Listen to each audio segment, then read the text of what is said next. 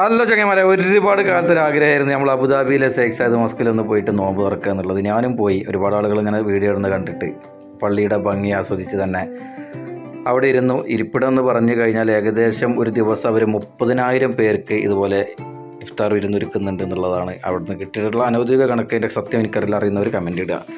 ഒരുപാട് പല പല രാജ്യങ്ങളിലുള്ള ആളുകൾ, പല മതത്തിലുള്ള ആളുകൾ, ആണുങ്ങളും പെണ്ണുങ്ങളും കുട്ടികളായിട്ട് അവിടെ വന്നിരിക്കുകയാണ്. നല്ല ഭംഗി ആസ്വദിച്ച് തന്നെ ഇരിക്കുകയാണ്. മുകളിൽ കൂടെ ഫ്ലൈറ്റ് അടക്കം ഇങ്ങനെ പോകും. അതൊക്കെ കണ്ട് ആസ്വദിച്ചിരുന്ന് അങ്ങനെ ഏകദേശം ഒരു 6:20 ആയപ്പോൾ ഞാൻ പതുക്കെ നമ്മുടെ പെട്ടി ഒന്ന് പതുക്കെ തുറന്നു നോക്കി. എല്ലാവർക്കും നല്ലൊരു ബോക്സാണ് തന്നിട്ടുള്ളത്. അത് ബോക്സ് തുറന്നപ്പോൾ ഞാൻ നെട്ടിൻ്റെ മക്കളെ, അടിപൊളി ഒരു ബിരിയാണി, ഒരു ചിക്കൻ്റെ ഹാഫ് തന്നെ ഉണ്ട് അതിൽ.